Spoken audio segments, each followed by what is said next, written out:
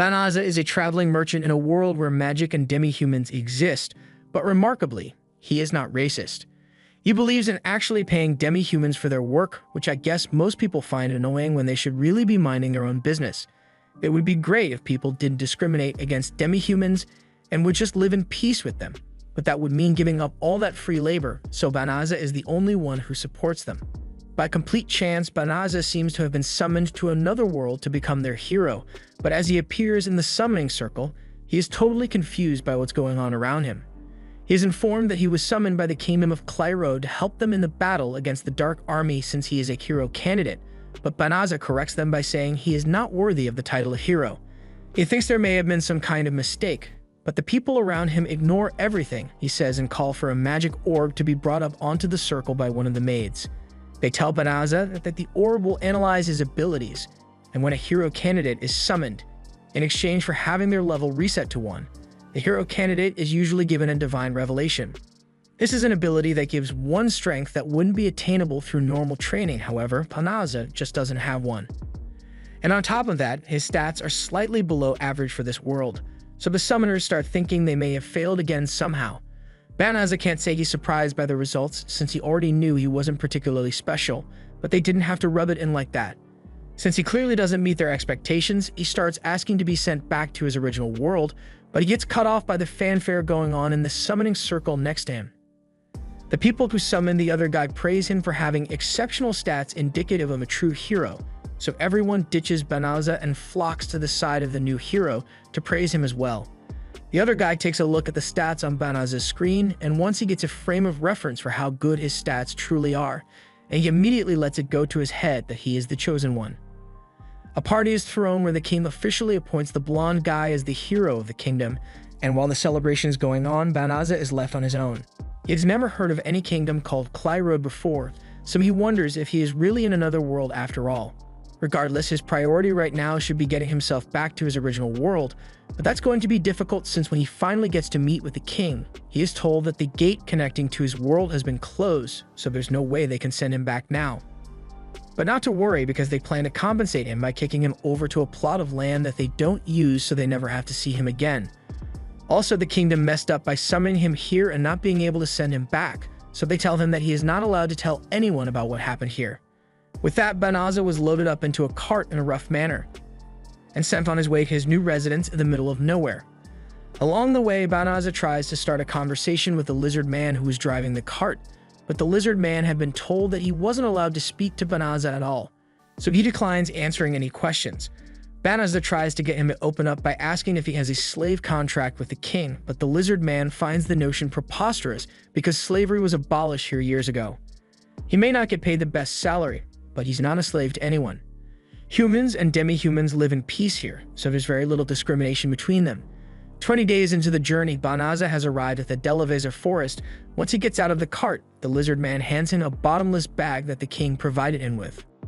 It should have enough food and money for him to last a while out here, but before he leaves, the lizard man turns back to him and warns that the demon lord's army is known to be active around this area, so in his personal opinion, Banaza should get out of here as soon as possible if he wants to live.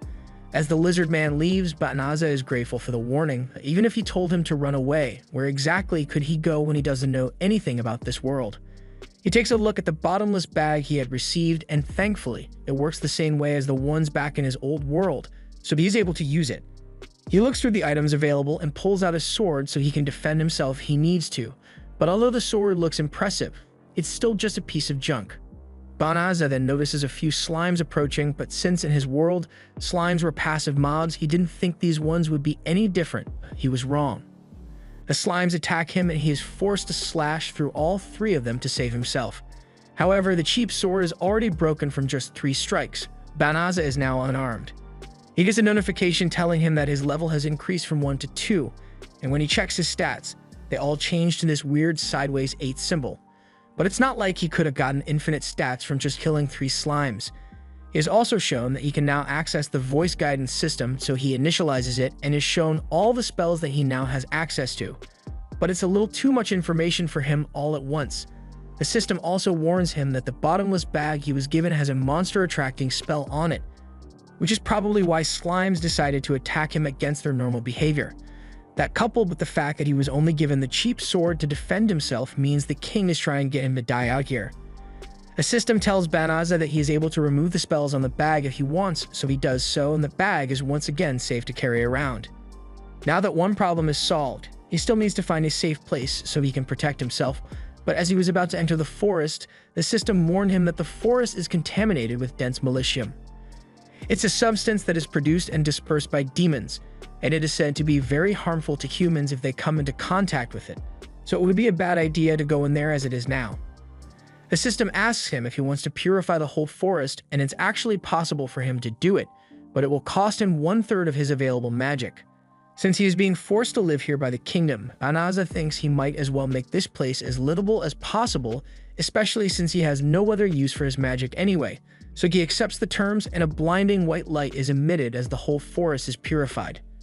Banaza doesn't realize the scale of the purification he just did, or what that blinding light was, but he then gets a notification telling him that his level has risen, followed by many more of the same notifications.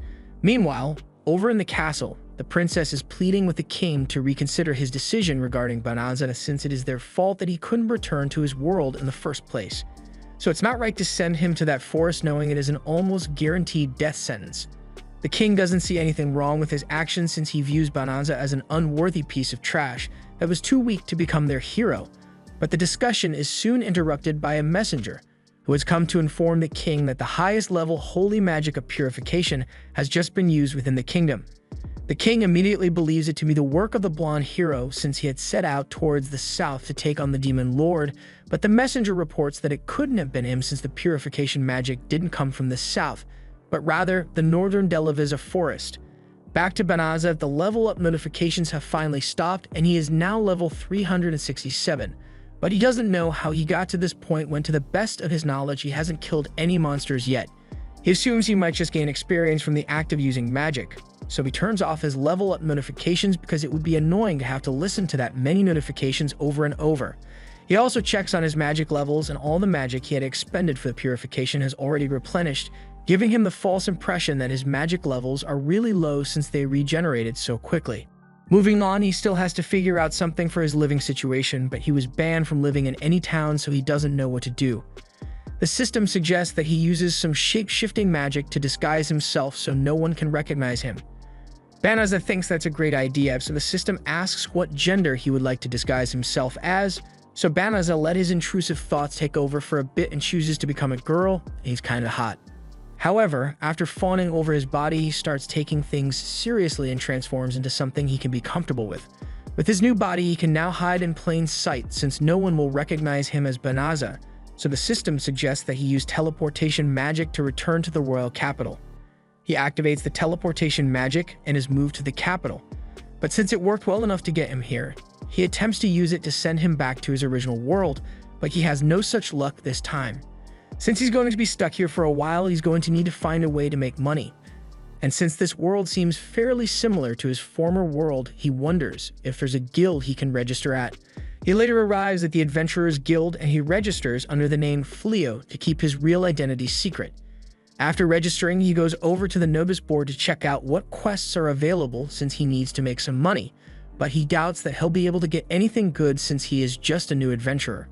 Just then, he notices a girl who is looking for an escort to take her to the Delaviza forest, but with the rumors that the Demon Lord's army is stationed there, no sane adventurer is willing to go there for any amount of money.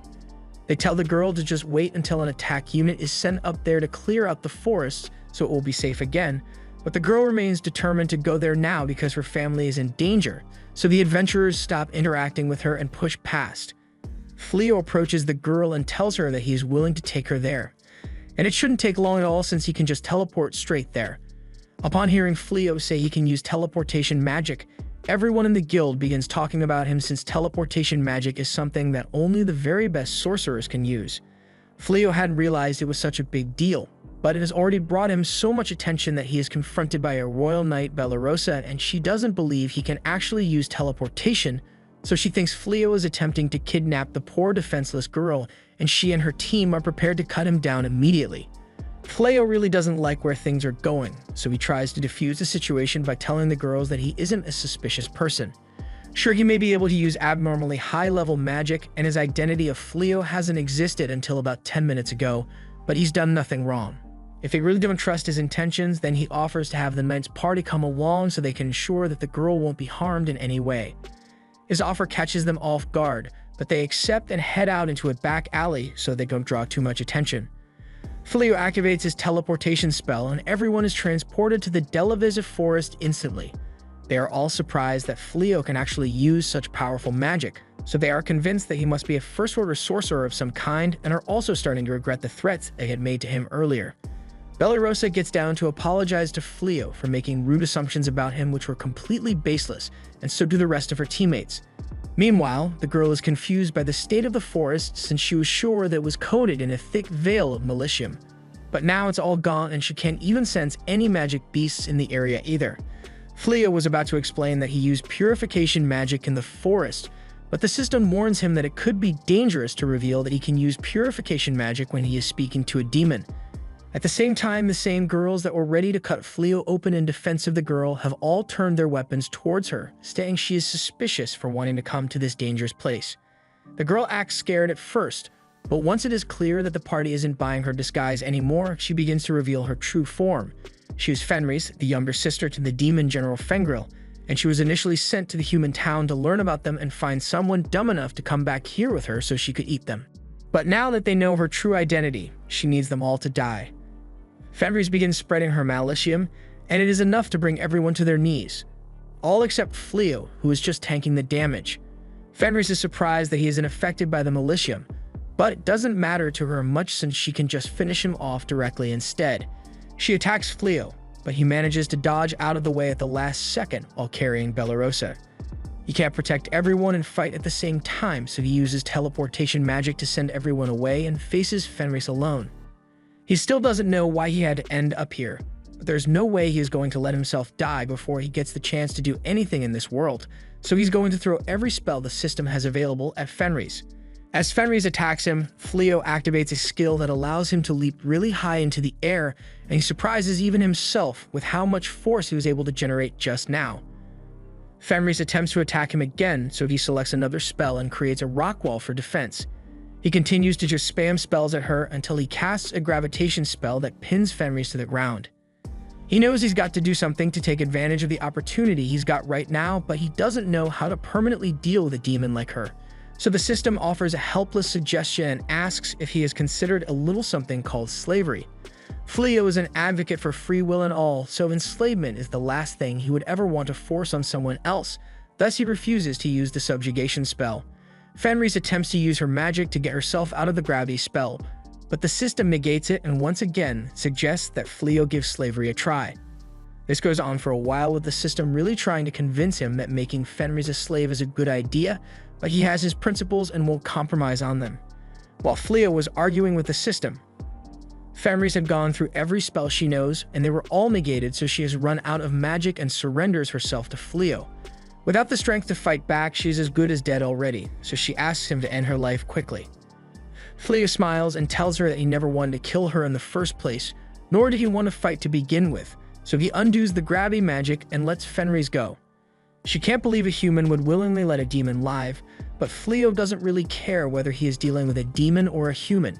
He just doesn't think it's right to kill an opponent who already surrendered. Fenris understands his point of view, but she still thinks he is being very naive. She undoes her beast transformation and returns to her normal human form, but she's naked, so Fleo finds it hard to look at her. He takes off his coat and covers her body before giving her the proposition that if she is willing to not kill humans anymore, then Fleo will look the other way and let her go free. Just not naked. He turns around to see if he has some clothes in his bottomless bag for her to wear, but he then hears a loud thud and finds that Fenris has collapsed. However, the system informs him that it is simply due to her magic being depleted, so there's no reason for him to worry. He sets up camp for the night and spends some time looking through the menu so he can keep track of all the magic he has available to use. But after taking a look at this list, he has no idea why he has access to all this strong magic when he just got here. At the same time, Fenris finally regains consciousness, so she takes a peek outside and sees Fleo sitting in front of the tent. She thinks back to how Fleo completely dominated her without even trying, and she has a strong resistance to magic as well, so he simply overwhelmed her. She always thought humans were a weak race, but now she doesn't know what to think. On another note, it's pretty strange that her magic fully recovered after only a couple of hours when she ran out, so she gets dressed and steps out to ask Fleo if he used healing magic on her. He confirms that he healed her, but if it were any other human, she would have been killed on the spot and skinned to make a Christmas rug, so she gets down on her knees and swears that she will never hurt another human again. And in addition, because she acknowledges Fleo's overwhelming strength, she says she sees him as her master, so she will dedicate her life to serving him. Fleo keeps saying he doesn't want a slave, but this is an isekai, so slavery was always inevitable. Fenris says she'll kill herself right now if she can't become his slave, so Fleo caves and says she can serve him or whatever, but he doesn't want her to die. The two settle down around the campfire as Fleo tells Fenris about the circumstances that brought him here. He tells her that the kingdom summoned him as a hero candidate, but they discovered he had no skills and they couldn't send him back to his original world anymore, so they tossed him out here instead. He then undoes the shape-shifting magic to show Fenris what he really looks like. He changed the way he looks so the people from the castle don't recognize and try to kill him to keep their blunder a secret. But even if he has figured out how to keep himself safe, he has no idea what to do from now on. Plus, he is currently homeless, so he can't provide any stability for her. He tries to convince her to not be so insistent on serving him because it will make her life tougher, but she says her species remain completely devoted to whomever they acknowledge as their master, so no matter what may come or where they go, she will always be by Fleo's side no matter what. Fleo can't really argue with her after her declaration of commitment, so he agrees to let her stay by his side and Fenris jumps on him in excitement. Meanwhile, back at the castle, a blonde guy the king appointed as the hero has just returned from the strike force mission, and it was an absolute failure with most of the squadron being wiped out. The hero immediately puts all the blame on the soldiers and says they all freaked out and nearly got themselves killed as soon as they saw a magical beast, but he graciously fought tooth and nail to save as many of them as he could, so he won't stand here and be called a failure. The king isn't falling for such obvious BS, so he asks one of the soldiers that was in the squadron what actually happened, and the real story is that the hero stayed behind the army the entire time, and as soon as monsters appeared, he hightailed it out of there, leaving the soldiers fighting for their lives. All in all, he was a bitch. As the blonde hero is leaving, he begins complaining to himself that he has not leveled up at all in the past month. Despite his constant training, the level of his skills remain the same as they were when he was first summoned, and even at that, he is barely strong enough to handle a human or a weak magical beast on his own. So he would get his ass handed to him if he even attempted to fight a magical beast of a higher level. Just as his frustrations were hitting a boiling point, he is suddenly approached by the servant that was assigned to him by the castle, Suya. Since he's not in the best mood right now, he decides that he will go out and treat Suya to all the wonders of luxury.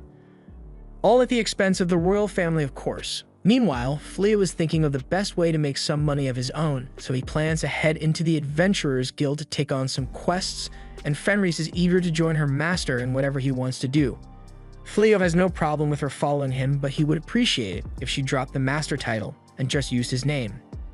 As they are walking through the market, a man calls out to Fenris to get her to buy some veggies, thinking she and Fleo are a married couple. It's an honest misunderstanding, but now that he thinks about it, Fleo believes it may be easier to travel around this world with Fenris if they acted like a married couple, but only if she's okay with being married to him. Fenris is absolutely elated at the idea of marrying Fleo because her species hold no greater honor than being able to say that their husband is stronger than everyone else. Fleo feels the need to clarify that they will just be pretending to be married to one another, but Fenris doesn't care about the little details as long as she gets to call them her darling. After getting to the Adventurers Guild, Fleo has a guild ID issued to Fenris as well, and she's a little embarrassed because having this means she and Fleo will have a matching accessory. And in her culture, there is something similar which is done as part of a mating ritual. The guild receptionist pretends she didn't hear that whole conversation and just asks Fenris what name she would like to register under, so Fenris merely gives her full name and demon army title, but Fleo stops her in time and just puts down Ray's for her name. Later, Ray's apologizes for nearly getting herself exposed, but he says it is fine since nothing bad happened. Just then, a bell is heard ringing as the receptionist announces that there is an urgent quest they need handled. A huge group of psycho bears have been sighted near the city, and they are heading here right now. Those are the same bears that the blonde hero ran away from, so the adventurers are all scared to tackle this one. To incentivize them to accept, the guild is prepared to offer 10 times the usual reward for the psycho bears, making this a really good way to make some money, especially since there are no rank requirements, but Fleo is still hesitant to accept. Fenris doesn't get why he is so scared since she is sure he could take out the bears in no time, but he still doesn't know just how strong he is, so hearing that the hero lost to these bears has him spooked. To prove to him that he is actually really powerful, Fenris decides that she will go out and fight the bears herself, and if she wins, then it will be proof that Fleo is superior to the hero since he is already confirmed to be stronger than her. They both teleport to the last location where the Psycho Bears were spotted, and they find a house nearby which the guild told them they can use as a base while they hunt. Fenris is glad Fleo decided to come with her, but she lets him know that she can handle a couple of Psycho Bears by herself. Even if she is confident in her abilities, Fleo can't bring himself to just let her do it on her own, and besides, there was a spell he wanted to test out, so he might as well do it here. Just then, they hear screams coming from over the cliff, so they rush over to see if someone is in trouble. They find a group of Psycho Bears attacking that adventuring party that Fleo teleported away while he fought Fenris. Fenris still doesn't like them, so she suggests they just pretend like they didn't see anything and come back for the bears later. But the girls are about to be killed, so Fleo jumps in and uses his lightning magic to take out a bunch of the bears, and since Fleo got himself involved, Fenris jumps down to take out the last bear by stomping it into the ground. However, she still complains that Fleo is being too nice. As Fleo jumps down as well, the knights recognize him and give their thanks for him once again coming to their rescue. Fleo introduces Riz to them as his travel companion, which upsets Riz because he didn't introduce her as his wife. A moment later, a giant Psycho Bear sneaks up behind Riz and tries to attack her. But since she's in a bad mood right now, she simply stares at it, and the bear realizes that it does not want to fight anymore. It falls backwards and lays there, leaving everyone confused, but they soon come to learn that the bear just gave up and surrendered to them. It's good that the bear is smart enough to know that it is outmatched, but they can't exactly just let it go either because it'll just attack someone else eventually. Thus, they come up with the idea to keep this Psycho Bear as a pet so it doesn't attack people anymore. Fleo takes a look at the system and finds something called restriction magic that will keep it from going wild, but even though the bear is tame now, it will still cause a panic if they just walk around with it like this, so he uses shape-shifting magic to make it look like a bunny. The knights can't believe they just witnessed someone tame a bear and then transform it into a bunny, but absurdity aside, Fleo and Riz are definitely powerful, so Belorosa has a request to ask of them. She wishes for Fleo to train them to be able to defeat monsters on the level of Psycho Bears. After the hero came back from his defeat, he blamed the knights for being too incompetent and threw a tantrum, locking himself in his room until they become strong enough to fight so he doesn't have to. Now, it's a completely unreasonable demand, but the king had no choice but to accept, so he ordered the knights to go train themselves. So far, it has been going about as bad as you would expect considering they nearly got killed back there, so they would appreciate it if he trained them. Fleo doesn't know how to respond since he doesn't really understand how his magic works in the first place. He really doesn't want to have to go through the effort of training them, so he tries to use Riz's bad mood as a reason to back out. He tells the knights that she's actually his wife, and he really just wants to spend time with her, so he can't help. But once Riz hears him call her his wife, she becomes so happy that she agrees to have Fleo train the knights. Since there's no backing out, Fleo warns them that he isn't confident in his teaching skills, but he'll try his best to help them regardless. Meanwhile, over in the Demon Kingdom, the Dark One receives a report that there is an individual who possesses magic strong enough to instantly purify the entire Delivisive forest, so the Dark One orders that he be captured at any cost. The next morning, Fleo wakes up to find Riz just staring at him while he sleeps, and when asked why she is doing so, she answered that they are a married couple now, so it is perfectly normal for her to stare at him while he sleeps. We get a flashback to the previous night when Riz was fully prepared to be taken to Pound Town as Fleo's wife, but Fleo still hasn't come to accept this whole arrangement as reality, so he refuses to spend the night with her. Riz is a little hurt by his rejection, but Fleo assures her that it's not that he doesn't like her, but there are a lot of steps to be taken before baby making is on the table, so for now he plans to just sleep out in the hallway so that Riz can have the room to herself. But she counters by saying Belorosa and the others would start to suspect something was off about their marriage if Fleo refused to sleep in the same room as Riz. Therefore, Fleo concedes and now has to stay with her while they are here, but even if mating is off the table, Riz wants to do wide things for Fleo, so she offers to help him get dressed for the day. Fleo doesn't need her help, but since it's a harmless gesture, he doesn't resist as she takes off his shirt. But at that moment, Balarosa enters the room, and considering the situation, she feels like she is seeing something she shouldn't, immediately leaves. Later that day, they begin the training they agreed to do, but as Balarosa is faced with a giant boar, she runs away as soon as it charges at her. The warrior tries to take over as the damage dealer, but she takes one swing, and she's immediately out of moves because that's all she knows how to do. Before she can get gored, Riz tells Balanov to stop being useless and use her magic to help, so she deploys a defensive spell which is able to block the boar's strike. Fleo then tells Bylary to shoot at the boar, but when she does, this is all the damage the arrow manages to do. It is safe to say that this team is absolutely dog water when it comes to a fight, so Fleo's got a lot of work ahead of him if he plans to train them until they're decent. Since they are going to be here for a while, Fleo offers the girls a room in the house since he now owns it as part of his reward from the Psycho Bear quest. He couldn't exactly let them sleep on the floor forever after all, and they are truly grateful for his consideration. Just then, Riz comes in and tells everyone that she is done preparing lunch so they should come and eat. However, Riz has never been in a kitchen before, so the concept of cooking food is lost on her. Fleo doesn't want to get food poisoning, so he suggests that they cook the meat, but he won't let Riz do it because she's guaranteed to burn it to ash if she tried. Balarosa offers to help him prepare the food as well, so after some time, a full meal is finally ready. Everyone thinks it looks great, so they compliment Fleo on his amazing cooking skills, but he can't take all the credit for this since Balarosa is a surprisingly good cook as well. Riz is getting jealous of all the praise Bali is receiving since she is meant to be the wife here. Bali is embarrassed by all the praise and explains that she is actually better at cooking than she is with a sword, which everyone already knew. She came from a fallen noble family and times were tough, so they couldn't afford to hire a chef, so Bali had to learn to cook her own food.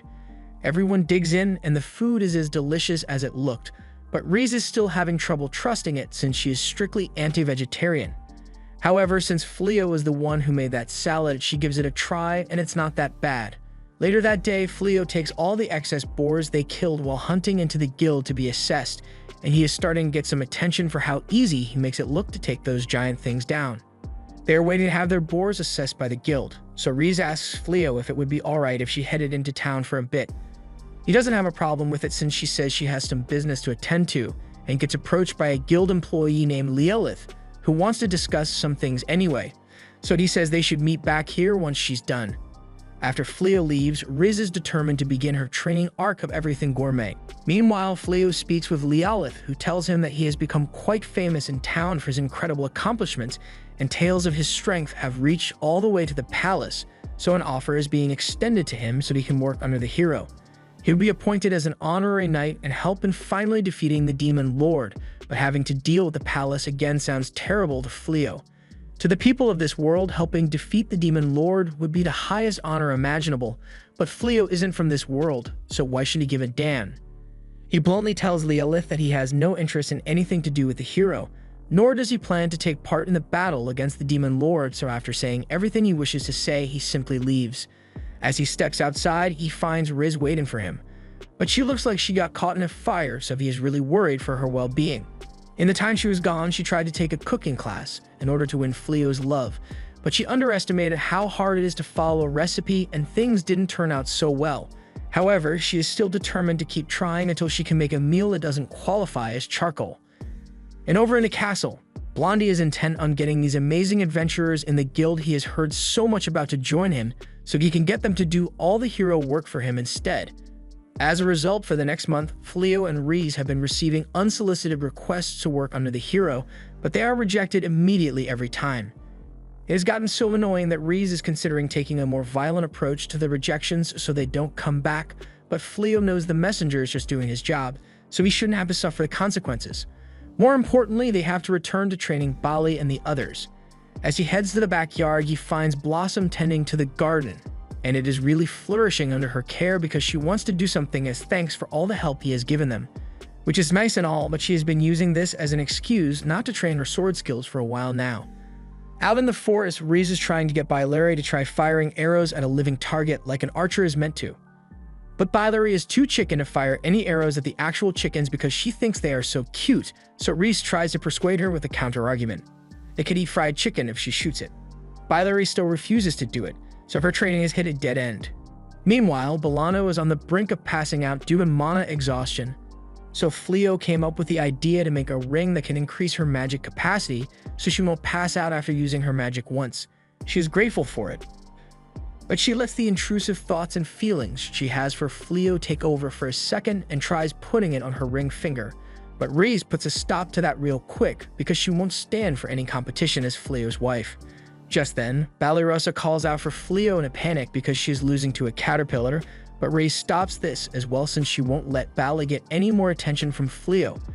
After they are done with training, everyone heads inside to eat, and even though the food was made by Riz, it actually looks edible now. Fleo asks when she managed to learn how to cook so well, so Riz admits that she took many cooking classes and set a lot of buildings on fire, but it was ultimately worth it for her to be able to cook for Fleo. Meanwhile, out in the woods behind the house, a demon girl is spying on them and she is certain that Riz is definitely the same feared and powerful demon that she knew, but she's fawning over a human so something doesn't add up for her. Fortunately, she'll have the chance to ask about it directly since Riz has found out Euliminez was spying on her. Euliminez is brought inside where Fleo pours her a cup of tea, but Riz isn't interested in entertaining their unannounced guest.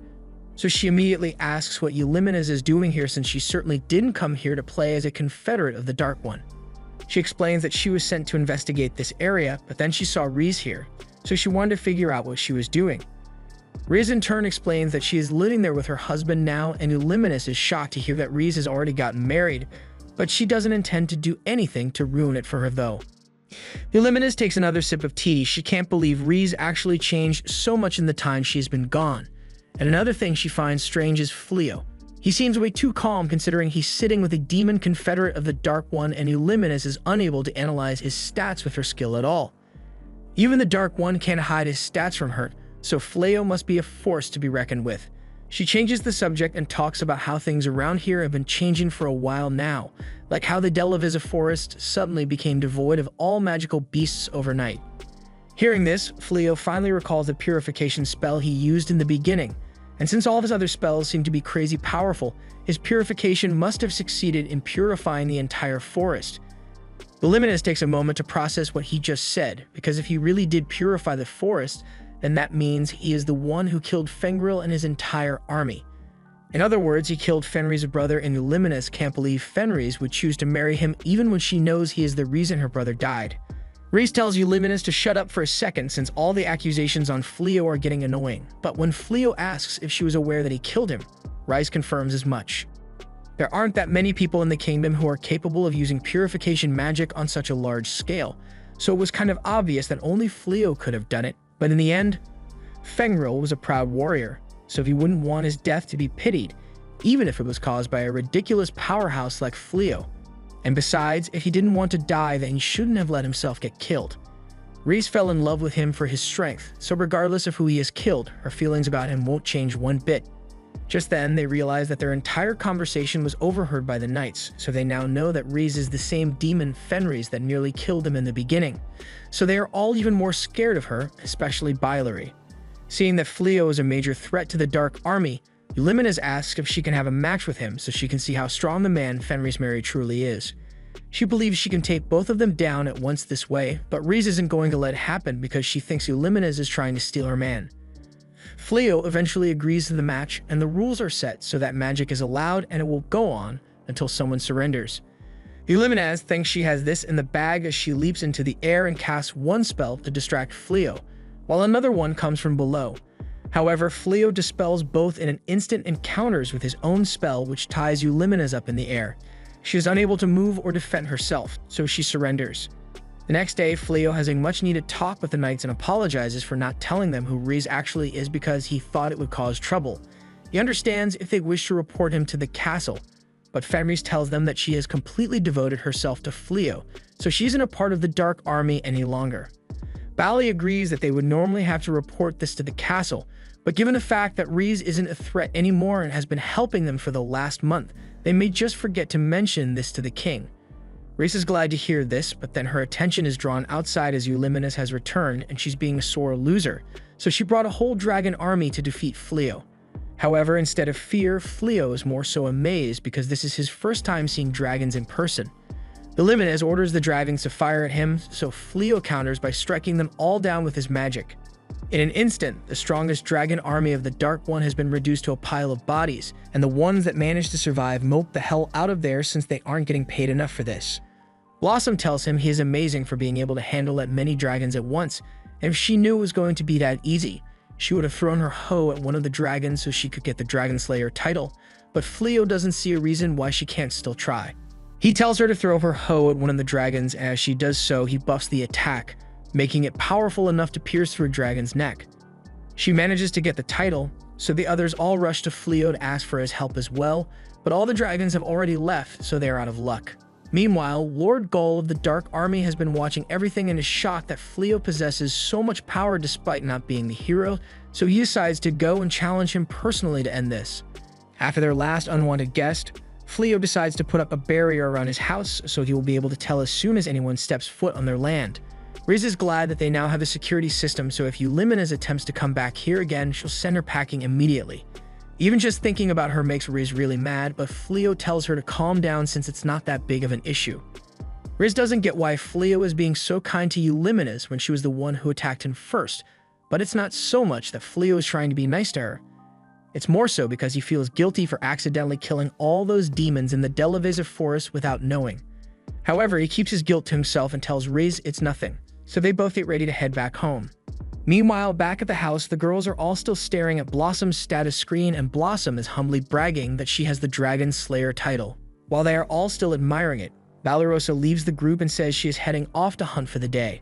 The others think it is noble that she is so dedicated to her training, but in reality, she left so she could cry her eyes out because she wanted the Dragon Slayer title too. The Dragon Slayer title is something so extraordinary that every adventurer works really hard in order to get it at some point, but Blossom just got it for free. However, while she was still sulking, she is approached by a man from behind, and he asks for directions because he is here to meet an old friend of his. Valorosa finds it strange that someone would be out in a forest full of magical beasts with such little gear, so she remains cautious and asks who he is here to meet while gripping her blade. The man answers that he is here to see Riz, but if that's the case, then Valorosa deduces that he must be a part of the Dark Army and draws her sword on him. She asks what business he has with Riz, so the man explains that he doesn't want any trouble, and just came here to catch up with her. But if he's not welcome, then he'll take his leave for now. But he asks Valorosa to deliver a message for him and asks Riz if she would be willing to have a chat with him over some tea.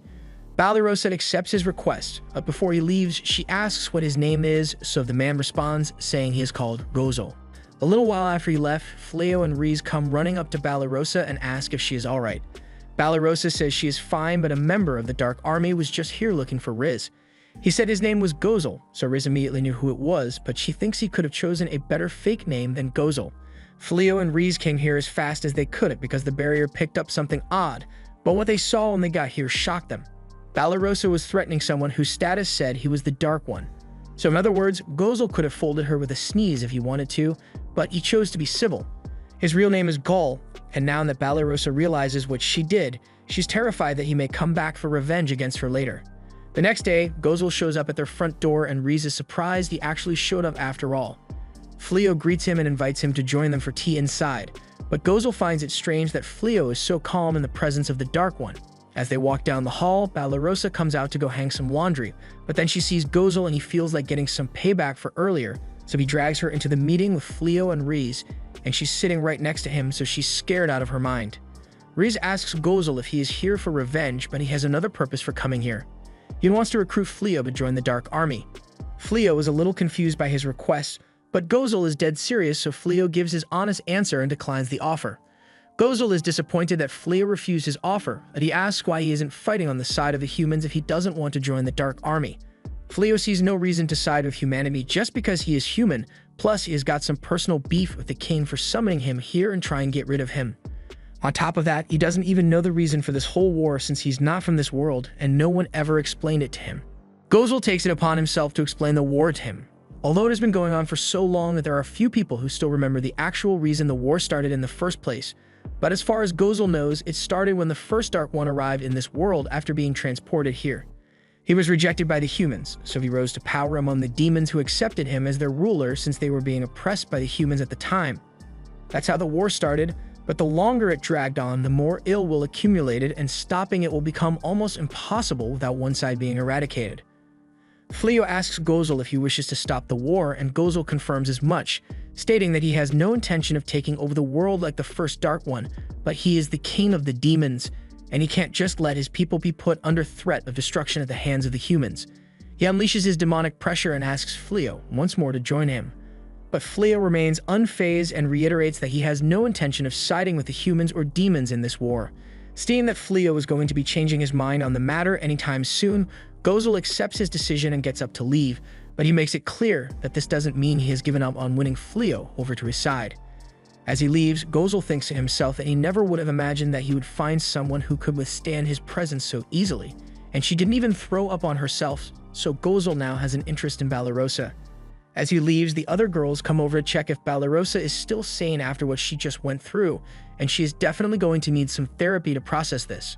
Balarosa settles for the next best thing and just stays in bed the whole day, so the next morning when she wakes up, she walks downstairs and greets everyone, only to find Gozel in the kitchen having breakfast with Fleo and Race. Race still doesn't like him being here, so she wants him to just eat his food and leave, but Fleo thinks she's being too rude to him.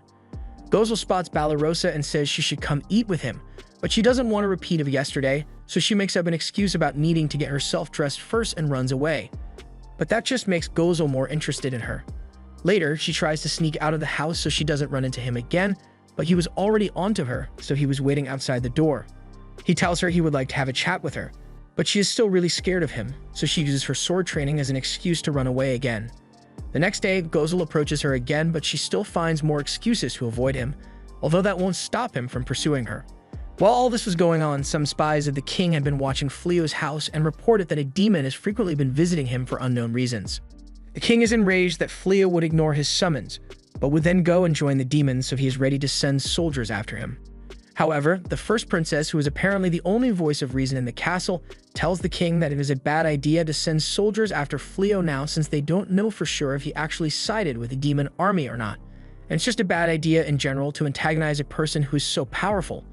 The king refuses to listen to logic and common sense, and things won't get any better because the blonde hero arrives in the throne room, single-handedly dropping the average IQ of the room by 20 points. He has come here with the brilliant idea to force Fleo into fighting in the war, so he asks to be given some soldiers to go and threaten him, because that's totally going to work out in his favor. Over in the Demon Kingdom, Gozel is about to head out to Fleo's house once more, but Euliminus doesn't think it's such a good idea since Fleo is really dangerous.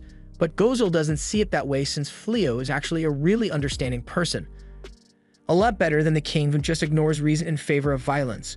If he has any chance to win Fleo over, then it would be in his best interest to take it. However, he hasn't forgotten about the ongoing war and is making plans to have his troops move out soon. Meanwhile, back at Fleo's house, he has been working on a prototype of some new equipment made of dragon scales so he can sell them in town. It will take a while before he can make it good enough to be sold, but once he's done, they'll be able to make a decent income off it. Reese asks Fleo if he's sure he made the right decision in rejecting the king's offer to fight, because at least that way he would receive far better rewards than anything he gets now, and he wouldn't need to worry about money. It wouldn't have been hard for him with the abilities he possesses, so she asks if he chose not to fight the demon army because she is a demon. Fleo tells her that it's not because of that, but rather because he knows he possesses incredible power, so he could probably destroy the human or demon kingdom if he wanted. With that much power, he doesn't want to fight anyone as long as he doesn't have to. Just then, they hear a knock at the door, and Reese is sure it must be Gozel again, but Fleo's barrier didn't detect any demons in the vicinity, so it can't be him. As Fleo goes to answer the door, he is greeted with the unpleasant sight of the blonde hero's face and an army of soldiers. He tells Fleo that he has two choices here. Either he can choose to become his subordinate and help defeat the Dark One, or the blonde hero will declare him a Dark Army informant and cut him down immediately. The hero really thinks he accomplished something with his statement, so he is basking in the glory of his own ego. However, Fleo just tells him, "No, I don't think I'll do that."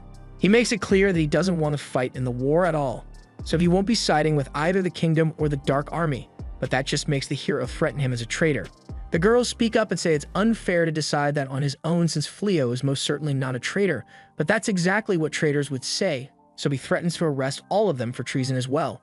Since he went and involved everyone else in this, Fleo decides that if he can't stay here without fighting, he'll just go somewhere else. If Fleo is leaving, then everyone else says they will go with him as well.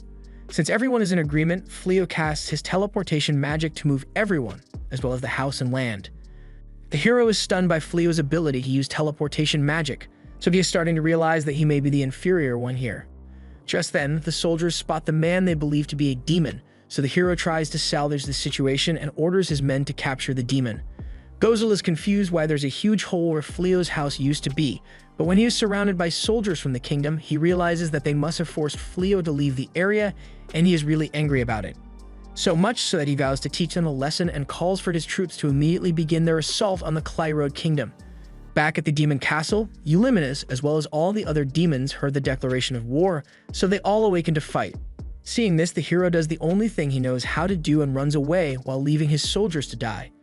Meanwhile, Fleo has successfully relocated his house to a plot of land near a village called Hauto.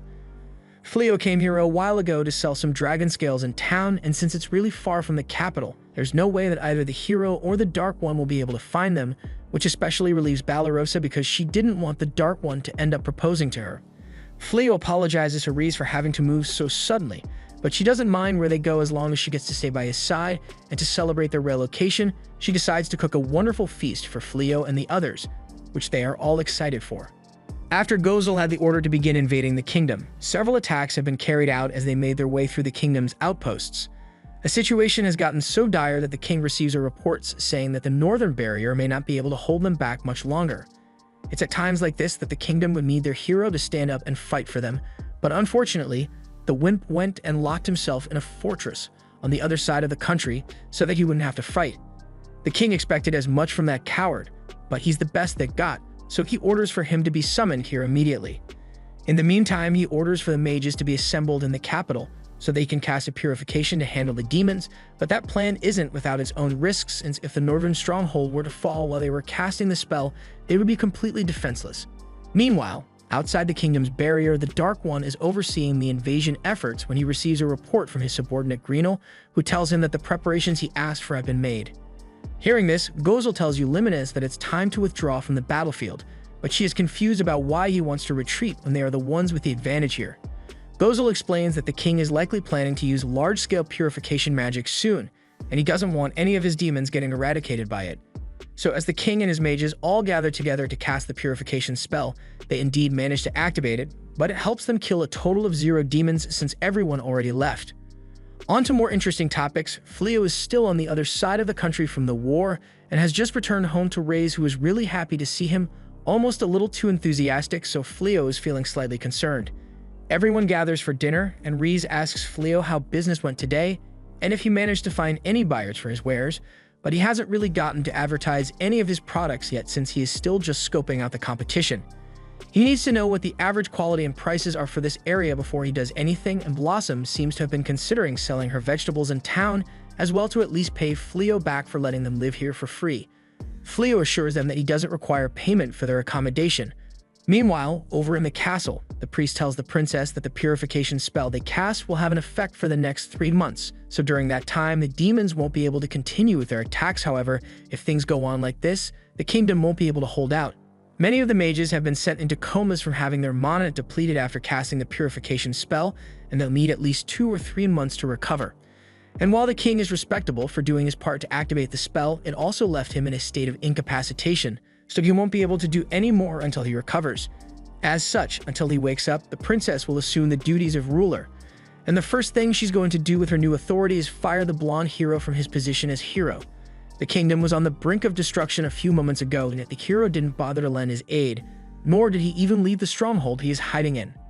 The retainers are all hesitant to agree since they can't go to war without a hero, but it's not like the current one was being them any help, so they ask if she wants them to begin preparations for another hero summoning. Unfortunately, with most of their mages down for the count, they aren't going to be able to complete another summoning spell, so they'll need to consult the oracle for help. A while later, the former blonde hero has just received the news that his hero status has been revoked, so he is now just the blonde loser. He tries to argue his way back into the stronghold by saying he was appointed by the king to be the hero, but the guard is sick of his shit, so he just dumps his stuff in front of him and walks away. That night, while Fleo and Reyes are in bed, he asks if she's still asleep, and when she responds, he tells her that he's thankful for everything she has done for him. He knows it must be hard enough for her to live with humans to begin with, but she also pushes herself to do the housework and act as his wife, so he is really grateful for it since there's no way he would have had such a peaceful life if he were alone. Coincidentally, the next morning, all the girls decide to do something special for Fleo and Riz, so they tell them that they'll handle all the housework for today, so Fleo is free to go out on a date with Riz. Riz is certainly excited by the idea, but Fleo is hesitant because he has never been on a date before. However, he's already married to Riz, and there's no backing out now, so he gets dragged off for a day of fun in town. He and Riz go out and do a lot of fun date things, later arriving at a market where there are a bunch of rare items on display. Fleo wants to thank Riz for all the help she has given him, so he tells her that she can pick out anything she wants and he'll get it as a gift for her. She is really happy that Fleo wants to give her a gift, so they spend some more time walking around and looking for something Riz likes until eventually they come across this stall selling jewelry, which would make a perfect gift for Riz. So Fleo picks out a blue brooch that matches Riz's general colors, and she absolutely loves it. So much so that she spends the entire night just staring at the wonderful gift she received. The other girls find her behavior a little odd, but she did say something about the brooch being a precious gift from Fleo, so they can understand why she's so happy. But they are also very jealous as well. Later that same night, Fleo was in bed trying to sleep, but he felt two soft things pressing up against his body, so he opened his eyes and found Riz hugging him tightly. He is embarrassed that he's now sharing a bed with Riz, so he asks her what exactly it is that she's trying to pull, but then he realizes that she's already out cold from exhaustion, and they did have a pretty packed day together. Meanwhile, the blonde loser has somehow managed to break into the castle treasury unnoticed and is currently digging through the stockpile as a last-ditch effort. His side piece is still sticking beside him mostly because she wants to see what happens and if the blonde loser can somehow regain his status.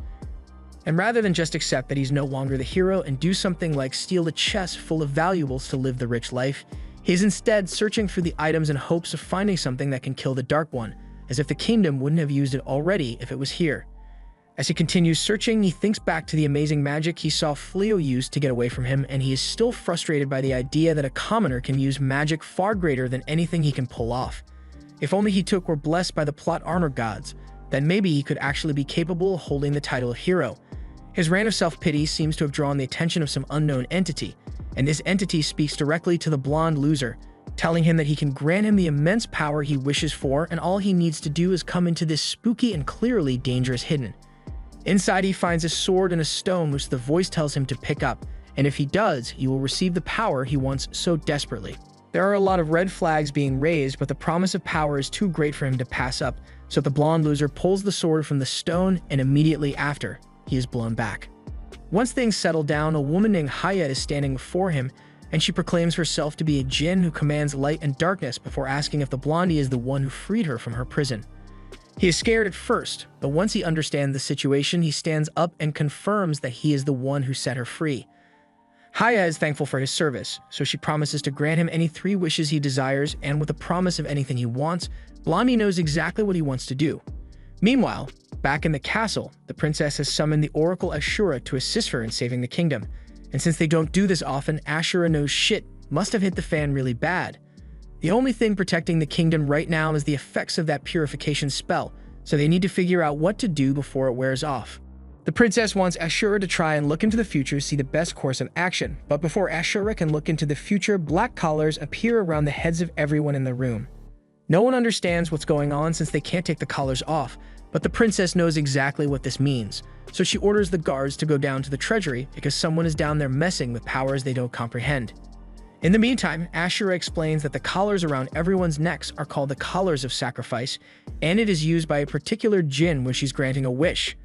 The purpose of the collar is to take the heads off the victims once the wish is granted, but the people have no idea why anyone would use something so dangerous.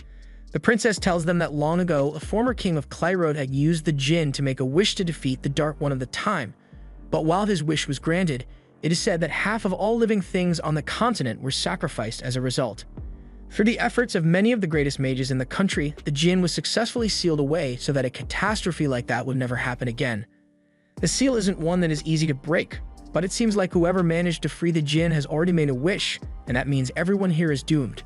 The princess says they have time to live until the djinn grants this person's wish, so she asks Ashura to find out the best way to avoid dying here.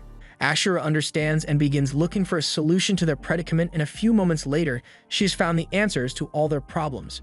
To prevent the sacrifice from taking place, they need to find the true hero who has already been summoned. The retainers immediately guess that the true hero must be the guy they failed to recruit to their side, so they are ready to go contact Fleo, who is located in the west according to Ashura.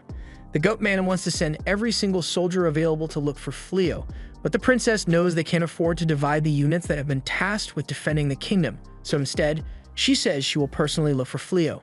Meanwhile, Fleo is in a weapon shop and has just shown his completed dragon scale shield to the owner, who's really impressed. He can tell that the weapon is made of genuine dragon scales, but it is rather rare, so Fleo makes an excuse about having a top secret supplier he acquires this stuff from. The shop owner agrees to buy this shield for any price that Fleo wants to sell it for, but under the condition that Fleo sell any other weapons he has in stock to his shop.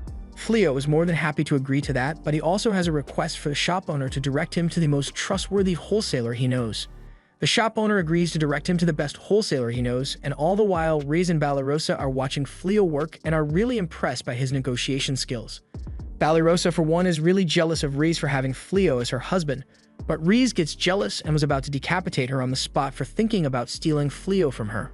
Balarosa tries to de-escalate the situation by explaining that she just meant she would love to have a man like Fleo.